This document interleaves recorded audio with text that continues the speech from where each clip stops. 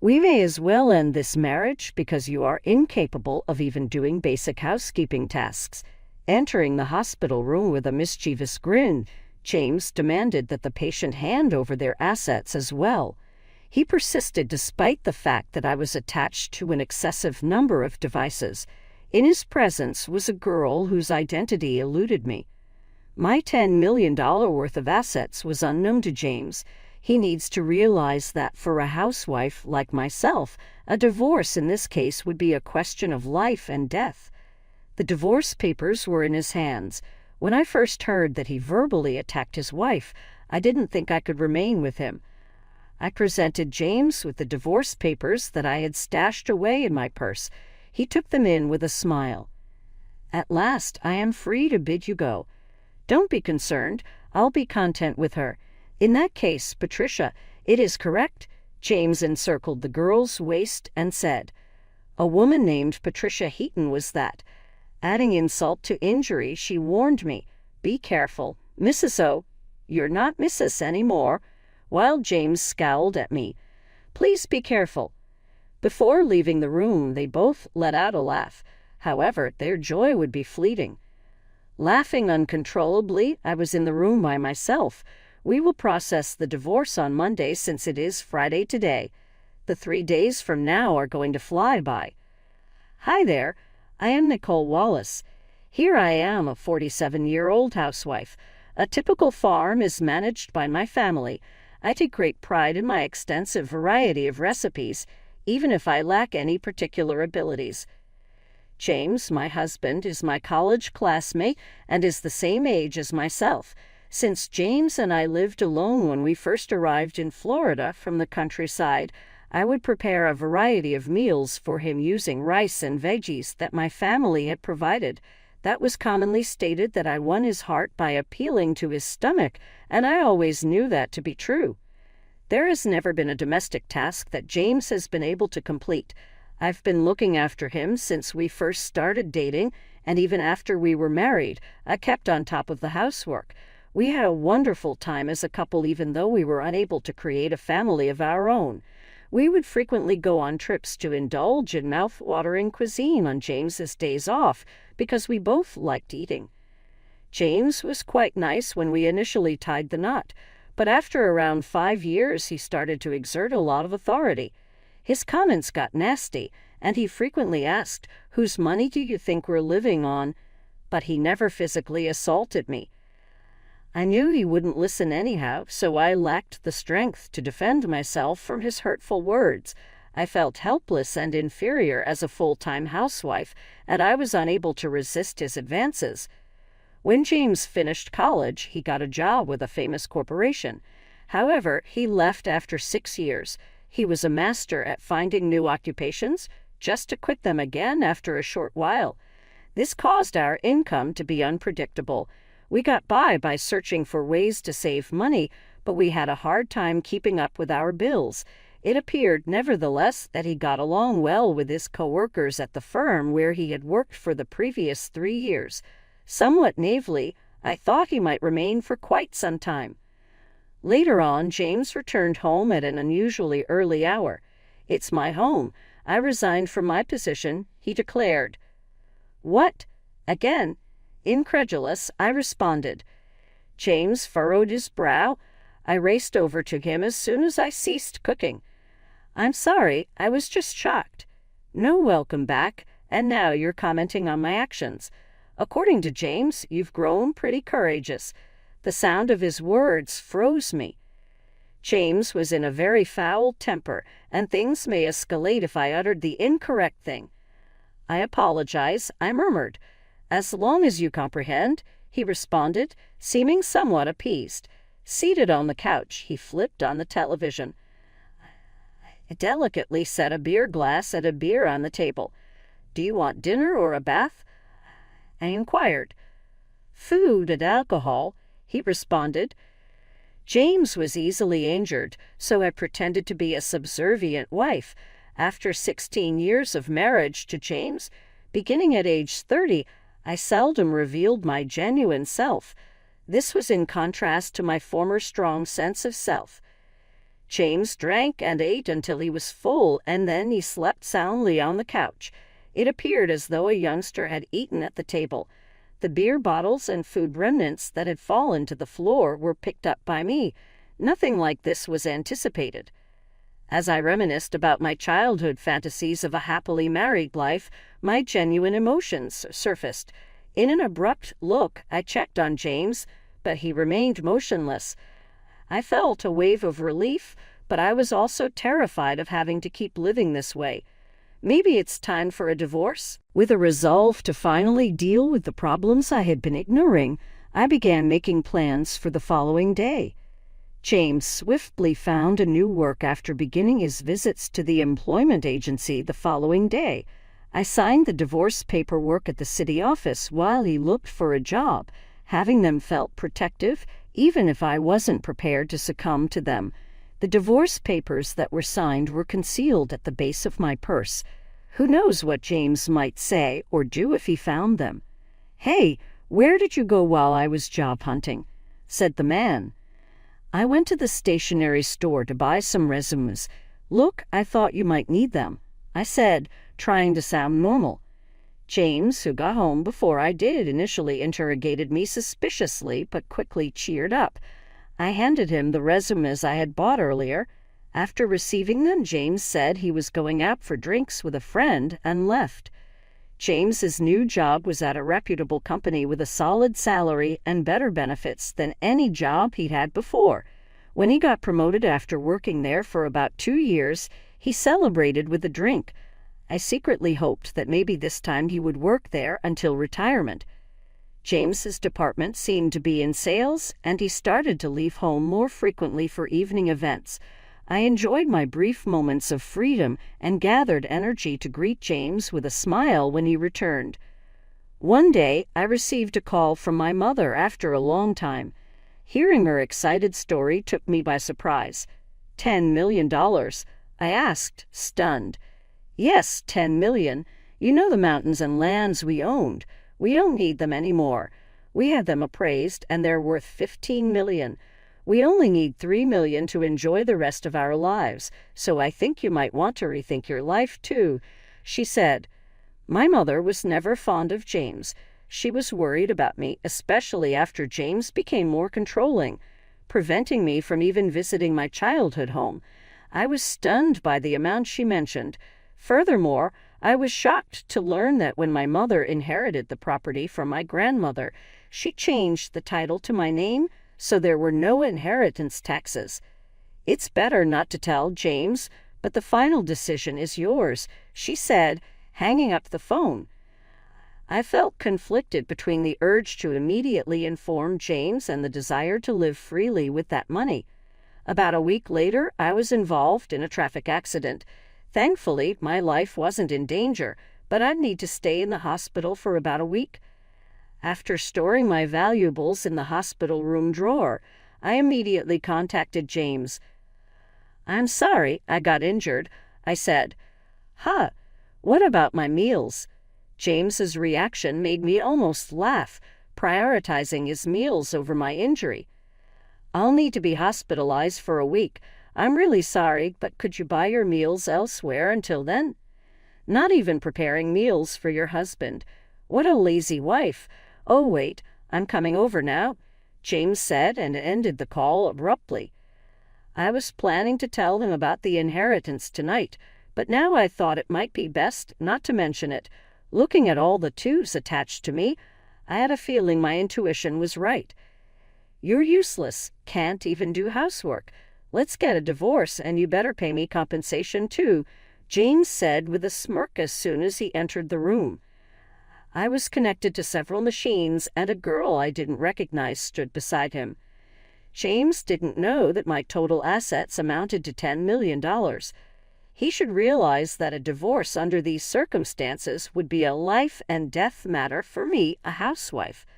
"Fine, here's the divorce papers," I said. I couldn't stay with a man who would hurl abuse at his wife in this condition.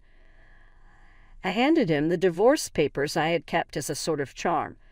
James took them with a smug smile on his face. "With this, I can finally say goodbye to you. I'm going to be happy with her, right, Patricia?" he said, wrapping his arm around the girl's waist. The girl named Patricia leaned against James and scoffed at me. "Take care, madam." "Oh, you're not a madam anymore, so take care, old lady," she said. With those words, they both left the room laughing. But their joy would be short-lived. Left alone in my room, I burst out laughing. Today is Friday, so the divorce papers would only be processed on Monday. Oh, I cannot wait for 3 days from now. Just as I had expected, the weekend went by without any contact from James, and it was quite peaceful. I was restless, not used to doing nothing since getting married. I was always busy. Every time I got restless, the nurses told me to stay calm. Then, on Monday evening, I received a bunch of calls from James. I ignored them at first, but after 15 minutes of constant ringing, I decided to answer. "Could you not be so persistent?" I said. "Hey, what's the meaning of this?" James shouted as soon as I picked up. I couldn't help but laugh. James seemed infuriated by my laughter and started screaming incoherently. "What are you talking about?" I asked. "Don't play dumb. The divorce papers aren't being accepted, are they?" James was huffing and puffing on the other side of the phone. I continued to chuckle and responded to his complaint. Oh, I had previously filed a non-acceptance notification. Remember how you used to say, "Let's get divorced" every time we had a fight? I thought it wouldn't be good if you filed for divorce on a whim during one of our arguments. Then withdraw it immediately, James demanded. "I can't do that until I'm discharged. We need to go through procedures at the municipal office," I said. "Then discharge now. Don't be unreasonable." His selfish demands made me laugh even more. He probably wanted to register his marriage with Patricia, who he brought on Friday. By the way, was her name Patricia? "She's your mistress, right?" "Hey, that's rude to Patricia. Apologize. She's my new wife. We are not divorced yet, so she's technically your mistress, isn't she?" I responded calmly. James made a weird groaning sound. I decided to hit him where it hurt the most. "By the way, you'll hear from my lawyer about the division of property." "That's right. Property, including this trouble. You better share it properly." I'm not sure why he misunderstood, but James suddenly sounded in high spirits. After all, the responsible party has to pay the compensation. I had always done my household chores diligently, and of course I had never cheated on him. It's clear as day that James is the responsible party. "What are you misunderstanding? You're the one who has to give me the assets," James responded, genuinely confused. He likely believed that by not taking care of him while I was hospitalized, I would truly be at fault. "James," I explained patiently, "not being able to do housework because I'm in the hospital doesn't make me at fault. You've abandoned taking care of me. If you were a child, it would be considered neglect, but you're an adult and should be able to take care of yourself. That's why it doesn't make me at fault." "If I say you're at fault, then you're at fault," James insisted. Even a judge would be shocked by his baffling logic. "Don't you know what's legally defined as grounds for fault? Being at fault means things like infidelity, like having another woman despite having a wife. That's why Patricia is my new wife, and you're no longer of any use to me, so it doesn't apply, right?" "What are you talking about? Since you were dating her behind my back, it's clearly cheating," I said. James still didn't seem to understand. He was set on believing he was right. "Either way, please communicate through a lawyer from now on. Goodbye." "Hey, Nicole," he shouted, but I hung up the phone without listening to his protests. He called multiple times, but when I ignored him, he eventually gave up and went silent. I was relieved, but the next day another headache-inducing event occurred. Feeling frustrated by the non-stop ringing from 9 in the morning, I pressed the call button. On the other end, James was complaining at me like a machine gun. At first, I wasn't sure what he was saying, but piecing it together, it seemed he was complaining about not being able to withdraw money from a bank account. If it's a joint account, James should be able to withdraw without any issue. But if not, I recalled the bank cards and passbooks I had left at home and asked, "Were you trying to take money from my account by any chance?" "Exactly. You're still in the hospital, and I was going to take the money into account, but the card won't work." James rumbled on with his unreasonable argument. It seemed he didn't understand what I said yesterday. When I was scheduled to be hospitalized for a week, I had called the bank and requested they prevent withdrawals until I was discharged. It was to prevent James, who was reckless with money, from depleting my savings while I was in the hospital. My decision was proven right. It's unthinkable to try to withdraw money from the account of an ex-wife you've divorced. However, James didn't see anything wrong with it and asked me to make a withdrawal immediately. "What are you talking about? We are practically strangers now. Why would I do as you say?" I replied. "You and my life haven't changed, even if we're getting divorced. Act like a proper wife and listen to me." James insisted. "We are not legally divorced yet, but we are already strangers. Got it? Unfortunately, I don't have money to give to strangers," I said. James was shocked since I had never resisted him this much before, but he quickly became assertive again. "Just do as I say. Send the money now. Pay the compensation for not doing housework," he demanded. Even though he was academically capable when we first met, he seemed to lack common sense. 18 years into our marriage, it was clear I had made a poor choice in a partner. James seemed frustrated that I wasn't giving in. He likely had exhausted his cash on hand and probably dipped into the living expenses I had left at home and from our shared account. I spoke to James as if I was talking to a small child. "Listen, I'm no longer your submissive wife. We'll settle a property division through a lawyer later on." "What? You're so insolent. I'm coming over right now." "Just wait," James said, hanging up the phone. I didn't mind if he came to the hospital, but I had already asked the nurses' station not to let anyone in except for my parents, so it was unlikely he'd make it to my room. James really did come to the hospital, but as expected, he was stopped at the nurses' station. My phone kept ringing, but after ignoring it for a while, it switched to messages and my screen was flooded with notifications. I saved all of them as evidence and contacted my lawyer. After a while, it seemed the lawyer had gotten in touch with James as the messages stopped coming in. Thought it was the end, but my hopes were about to be dashed. "There's a visitor named Julia. Would you like to see her?" "Julia. Please let her in." Julia was a friend who shared my hobbies back when I was single. Julia and I became close after she responded to my posts on social media where I shared my dining experiences. We discovered we lived nearby and often went out to eat together. After getting married, I couldn't dine out as much to save money, but we kept in touch by regularly meeting for tea and chats. "Nicole, are you okay from the injury?" Julia asked as soon as she entered the room. "Yes, I'm feeling much better now. Thank you," I replied. Julia's immediate concern warmed my heart. I realized that since my hospitalization, aside from my parents and the hospital staff, no one had shown concern for me. "Hey, Nicole, things are tough for you right now, aren't they?" Julia asked. "Huh? Why?" I replied, confused. I hadn't told anyone about my situation other than my parents. I wondered how Julia knew and asked her, intrigued. Julia then said something shocking. "You know Patricia, the young girl, right?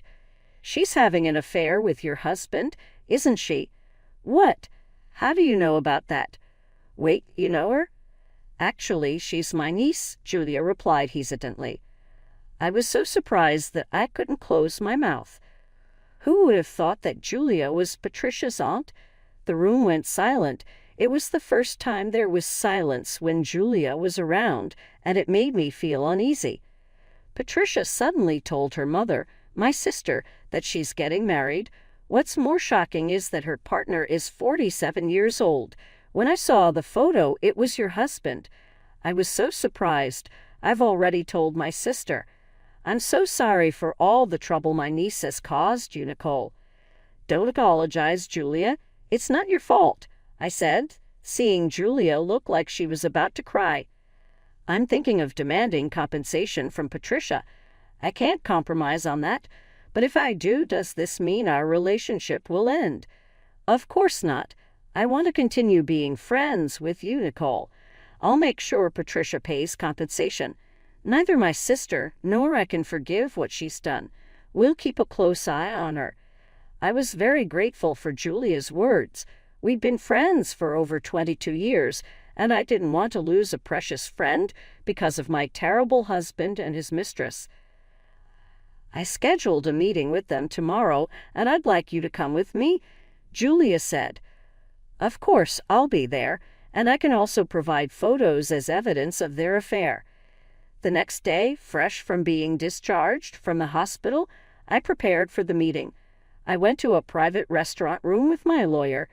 James and Patricia had already arrived and were indulging in an expensive traditional meal. I was speechless at their audacity. You finally made it. Did you bring the money? Remember, you're paying for this meal, James said without even stopping his meal. Patricia continued to eat with a smug look on her face. I decided to fight back. Please handle the payment yourselves. I came here to demand a fair share of the assets from the two of you. How long are you going to sulk? You're really unattractive, James remarked rudely. Ignoring his comments, my lawyer and I took our seats and showed evidence proving James was at fault. We first presented legal documents about the reasons for liability, followed by documents on property division. Lastly, we showed the photos Julia had provided, which showed Patricia and James together, as well as Patricia with another man entering a hotel. Wait, why? Hey, Patricia, what is this? James and Patricia were visibly shaken by the photos and finally stopped eating. Just then, Julia made her timely entrance. I took those photos, Julia said. Patricia seemed confused as to why her aunt was present. With cold eyes, Julia looked down at Patricia and James and calmly spoke. I've been friends with Nicole for 22 years. Your actions are despicable. Patricia, you mentioned that the baby you're carrying is his, but given your actions, who knows who the father is? Wait, no, Patricia stammered. This was the first time I was hearing about her pregnancy. Judging by her appearance today, one would never guess she was pregnant. However, James's reaction showed he believed her claim. So, you're pregnant. In that case, after a DNA test, I'll demand an additional penalty. No, I'm sorry. I lied about the pregnancy. Please forgive me, Patricia suddenly admitted, bowing deeply. She had been searching for wealthy older men, and James was her target. He bought her designer goods and promised her a life where she wouldn't have to work and could do as she pleased. She believed she could be a housewife and occasionally have flings with men of her choice. She had once lied about being pregnant because James showed no signs of wanting to divorce. James froze with his mouth agape when he heard this. I'm truly sorry, but I can't give you anything. I don't have the money, he said. I'll pay now in advance, Patricia. You're going to work part-time diligently every month and repay me. You won't have any free time until you've paid me back in full, Julia said firmly. Oh no, Patricia looked disheartened. Julia mentioned she would bring Patricia back later for another apology and took her out of the restaurant. James, in shock the entire time, seemed to snap back to reality and approached me in a flattering tone. Look, it seems I was deceived. I can't live without you, Nicole, right? We still have the divorce papers here. Can we start over? You've always been a housewife, so you can't possibly work now, can you? He pleaded. I listened to James's pleas with a cold gaze, none of which moved me. I waited for him to finish before answering with a smile. I can live just fine without you. I'll be taking the divorce papers and filing them shortly. Also, I never mentioned this, but my personal net worth is currently around $10 million, so I can live comfortably without working for the rest of my life, rest assured. 10 million? Why did you keep such a fortune a secret? James asked, shocked. I was about to tell you when you started making a fuss about divorce. This money is my personal inheritance, so it doesn't count towards marital assets. It has nothing to do with you, I replied. James looked at me with utter despair. My lawyer quickly produced some documents and a pen for James to sign. The lawyer and I then left and immediately filed for divorce, ending our almost 22-year marriage. Later, Patricia transferred some money to my account. According to Julia, upon learning of this incident, Patricia's mother was furious. She made Patricia take a leave from university and work non-stop at a relative's inn until she paid the compensation. James, on the other hand, was disowned by his in-laws after they learned about the divorce. He was told he wouldn't receive any assistance, so he reluctantly took out a loan and paid me in one lump sum. Furthermore, it was revealed that he had been with Patricia at a hotel during work hours. He was fired from his job and is now juggling multiple construction jobs to repay his debts. As for me, even after receiving such a large sum, I didn't know what to spend it on, so I donated half to charity. I then moved to the countryside with the remaining money and am now enjoying a luxurious single life. I continued my friendship with Julia. On our days off, we went on food tours and short trips. We both planned to stay single, so I suggested maybe we should share a room. Initially hesitant, Julia agreed when I mentioned we could share deliveries and she could join my meals. Moving preparations started the following week. As I packed up my old life, I felt a sense of excitement and anticipation for the new chapter ahead. The thought of living true to myself, free from the chains of a toxic marriage, filled me with joy. Julia and I found a beautiful house in the countryside. It was spacious and surrounded by lush greenery. We both loved the tranquility it offered, a stark contrast to the chaos and stress of city life. We set up a cozy living space, complete with a kitchen where we could continue our culinary adventures. As we settled into our new home, our days were filled with laughter and good food. We explored local markets, tried new recipes, and even started a small vegetable garden. The simplicity of our routine brought immense satisfaction.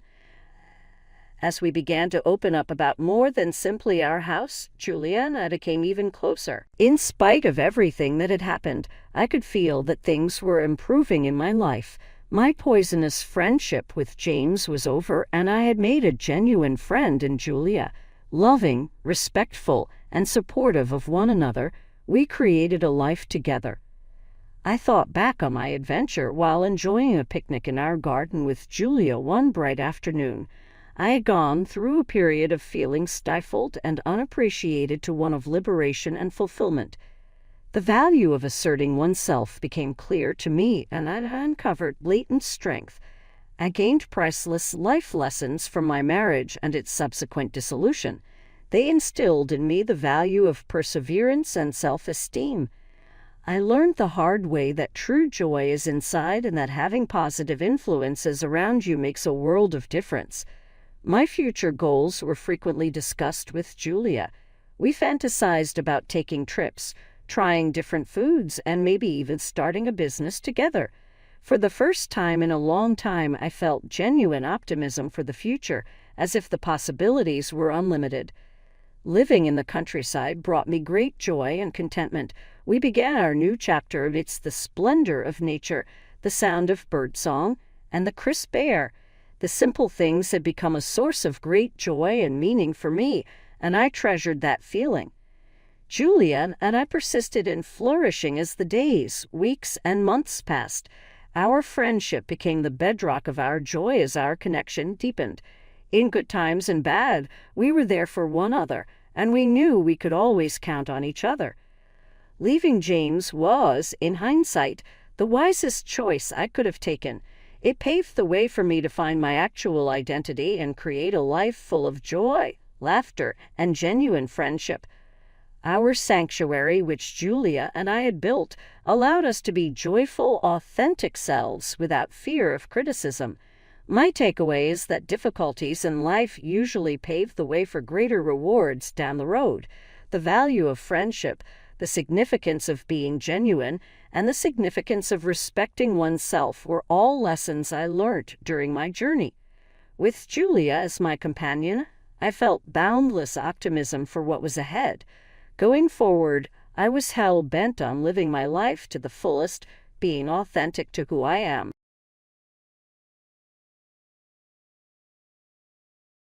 Hi everyone, I'm Patricia, a Phoenix-based real estate agent and proud owner of my own agency. I built my success from the ground up. For years, I thought I had it all, a beautiful daughter, a seemingly perfect marriage, and a thriving business. But life, as it often does, had other plans. Living in North Scottsdale with my Mercedes in the driveway felt like a dream come true. 6 years ago, at the Phoenix Children's Hospital Charity Gala, I met Philip Thompson. He was dashing in his tuxedo, confidently working the room as a rising financial analyst. "You must be the real estate powerhouse everyone's talking about," he said, handing me a glass of champagne. "Guilty as charged," I replied, laughing, though I prefer to let my sales numbers do the talking. That night sparked a whirlwind romance. Within a year, we were married in a lavish ceremony. When our daughter, Marcia, was born 4 years ago, I thought my happiness was complete. "Patricia, you're glowing," my best friend and office manager, Maria Rodriguez, said at Marcia's first birthday. "You really have it all." "I know, Maria. Sometimes I have to pinch myself," I admitted. Even Robert Hayes, my mentor who taught me everything about real estate, had faith in me. "Kid, you've built something special here. Don't let anyone dim your light." I wish I'd taken his advice to heart. Subtle cracks began to show after Marcia turned 3. Philip started questioning everything. "Another late showing? Can't it wait until tomorrow?" he'd ask, frustration in his voice. "It's a $2 million listing, Philip. The clients are only in town today." "Well, maybe if you spent more time at home, Marcia wouldn't be so clingy at daycare," he shot back. The tension grew. My friend Sonia Chen from Marcia's press school noticed the change. "You seem stressed lately. Is everything okay?" "Just busy with work," I'd lie, ignoring the growing knot in my stomach. Things weren't helped by Philip's sister, Lisa, who was always quick to judge. "My brother deserves a wife who puts family first," she'd say loudly at gatherings. A real mother wouldn't miss her daughter's dance class for a house showing. Philip became more controlling. He'd question every client call and monitor my phone. "Who's Michael? Why is he texting you at 8 p.m.? "He's a client, Philip. We're closing tomorrow." "Sure he is. Real estate must be really exciting these days." Then the day came that changed everything. Philip walked in, tie loose and face pale. "I got laid off. Corporate restructuring," he muttered. I reached out to comfort him, but he pulled away. "Don't touch me. This is probably what you wanted anyway. Now you can be the big shop provider while I sit at home like a loser." Looking back, that was the moment my perfect life began to unravel. Philip spent his days on the couch, laptop open, claiming to be networking. But 3 months in, our savings were nearly gone. "You spent $500 at Morton's Steakhouse last night." "We agreed to cut back," I said, frustrated. "It was a networking dinner. Do you want me to find a job or not? And you're the one always spending money on suits and cars." "That's for work, Philip. I need to look professional." "Oh right, blame me for everything. Maybe if you weren't so obsessed with your career, I wouldn't have lost my job in the first place." Then came the credit card statement, $115,000 in charges at the Talking Stick Casino. "What's wrong?" Maria asked when I stormed into the office. "You look like you've seen a ghost." He opened credit cards in my name, 3 of them. "And look at these charges. Every time he says he's networking, it's a casino." "That's identity theft, Patricia. You need to act." But things only got worse. One Tuesday, I got a call from Marcia, sobbing. "Mommy, everyone's laughing at my clothes. Daddy said you forgot to do laundry." I rushed to her school to find her in a stained, torn dress I'd thrown in the donation pile months ago. Philip had dug it out of the garage. "Mrs. Thompson," the principal began gently, "we understand personal issues happen, but Marcia's well-being." That afternoon, my phone buzzed nonstop. Philip had sent photos to family, school parents, and even my clients. Poor Marcia, his message read. Her mother's too busy selling houses to do laundry. Sonia tried to reassure me over coffee. Don't let him get to you. We all know you're a great mom. But Lisa's poison had spread. At school pickup, the whispers were unmistakable. I heard she leaves Marcia with a nanny every weekend. Apparently, I hadn't cooked a meal in months and my brother was gambling again. Those were the whispers Lisa had been spreading at family gatherings. At one particularly tense dinner, I couldn't hold back anymore. You want to spread rumors, Lisa? Why not spread the truth for once? I snapped, my voice low but sharp. How dare you? She retorted, feigning indignation. Philip told me about your spending, your late nights. Who's really to blame here? The tension hung heavy, but the real blow came the next day when Maria walked into my office, her face grim. Remember those networking events Philip's always talking about? She asked. Well, I had my cousin follow him last night. And? I asked, my chest tightening. He's seeing his old secretary, the one from Johnson Financial. She handed me a folder. Inside were receipts for hotels, jewelry, and expensive dinners. All this while Philip claimed we couldn't afford to buy Marcia a new school uniform. That night, I waited for him to come home. As soon as he walked through the door, I confronted him. I want a divorce, I said firmly. What? His face twisted in disbelief. I found everything, Philip. The gambling, the affairs, the credit cards. He lunged forward, knocking over a lamp. You ungrateful. I gave you everything. No, I said, my voice steady. I gave you everything, and you destroyed it all. The next morning, I called my lawyer. Signing the divorce papers, I thought of our wedding day, how happy I'd been. But that man, the one I thought I'd married, was gone. Maybe he never existed at all. The monster wearing his face had made sure our daughter went to school in rags just to hurt me. This wasn't just about me anymore. This was war. The divorce proceedings turned uglier than I'd imagined. Philip and Lisa spread lies faster than I could counter them. Every custody exchange was a nightmare. Marcia would cling to me, sobbing, Mommy, Daddy says you don't want me anymore. He says you love houses more than me. I overheard Philip coaching her during one of his custody days. Don't answer your mother's calls. She's too busy anyway. One day, Sonia called me frantically. Patricia, I just saw Marcia at school pickup.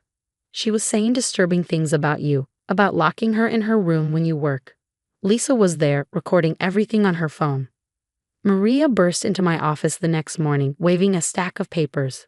Look at these emails I found.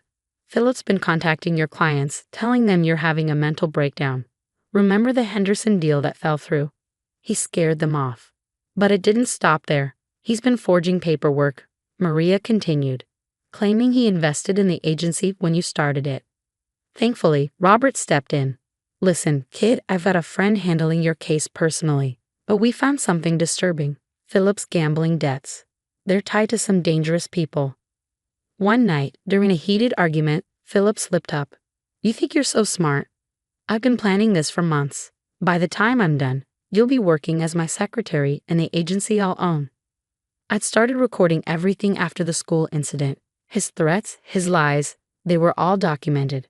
One evening, he was 2 hours late for a custody drop-off. Marcia wasn't at home. Panicking, I called the neighbor, who told me they'd found my 4-year-old wandering the street alone. Daddy went to the casino again, Marcia said tearfully to the CPS worker. He told me to watch TV until he came back. Things escalated further when Amanda, Philip's former secretary, reached out to me. You need to know the truth, she said. We weren't just having an affair. He used my computer at Johnson Financial to hide money from the IRS. Marcia's teacher, Mrs. Martinez, requested an urgent meeting. She's having episodes during his custody days, crying, refusing to participate. Yesterday, she said, Daddy's friends from the casino scare me. At the next custody exchange, Philip and Lisa showed up clearly drunk. You think you're winning? Philip slurred. I own you. I made you successful. Without me, you're nothing. I slipped my phone into my pocket, its recording app already running. Keep talking, Philip, I said quietly. Tell me more about how you made me successful. He ranted about forged documents, tax evasion, and his plans to steal my business. Every word was captured perfectly. The next morning, I called my lawyer. I want emergency custody. Now. That night, as I held Marcia while she slept, I realized this wasn't just about survival anymore. Philip hadn't just tried to destroy me, he put our daughter in danger. The gloves were off. I had everything I needed to end this, and I was going to use all of it. At the final custody hearing, my lawyer laid it all out. Recordings, financial documents, therapy reports, everything. The judge's face grew darker with each revelation. Full custody is granted to Mrs. Martinez. Mr. Thompson, your visitation rights are suspended pending further investigation. That same week, Philip's past finally caught up with him. The IRS Criminal Division knocked on his apartment door. "Remember those documents you forged at Johnson Financial?" one agent asked, holding a thick folder. "Your secretary kept copies." As if that weren't enough, two large men in leather jackets intercepted Philip outside the courthouse. "Casino debt collectors," they growled. Philip tried to run but barely made it to his car before they caught him. "Please, I can explain," he begged, but their patience had long since run out.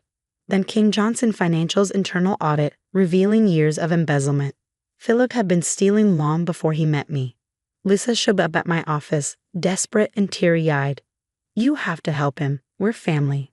"Family?" I scoffed. "Like when you helped him send Marcia to school in rags." Lisa's troubles weren't far behind. Her own company uncovered a fraud scheme she'd been running. "Learned it from your brother?" I asked as she packed up her office in shame. Philip's girlfriend Amanda finally realized who he truly was when debt collectors came knocking at her door. "He used my credit cards too," she sobbed. "And I believed all his lies about you." The dominoes kept falling. Philip declared bankruptcy before being hit with federal charges. Lisa moved into a cramped studio apartment and took a job folding sweaters at the mall. Meanwhile, my agency thrived. A luxury development group signed exclusively with us, cementing our reputation as a premier real estate firm.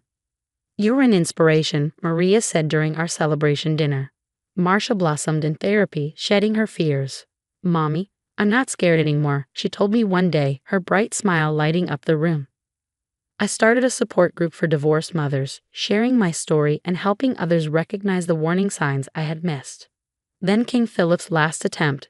He approached me outside my office, looking disheveled in a prison jumpsuit during a work release day. "Jen, I've changed," he said, his voice hollow. "I'm getting help. We could try again." "Goodbye, Philip," I said, walking away without a second glance. 5 years later, Marcia and I stood at the top of the Eiffel Tower. My 9-year-old daughter, once traumatized, now confidently snapped photos with her camera. "Look, Mom, I can see our hotel." My phone buzzed with news of another successful closing by my now multi-state agency. The support group had evolved into a recognized nonprofit, helping hundreds of women rebuild their lives. Meanwhile, Philip cleaned prison toilets for 12 cents an hour, and Lisa still folded sweaters. I hadn't taken their calls in years. "Mom," Marcia said, hugging me as the sun set over the city of lights. "I'm so glad we're free." I held her close, my heart full. "Me too, baby, me too." We had not just survived, we had thrived. My success wasn't about revenge, it was justice, plain and simple. The best revenge was living well, and we were living beautifully.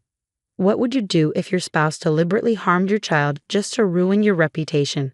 Would you show mercy if they begged for forgiveness, or would you hold firm like Patricia did? Share your thoughts in the comments below.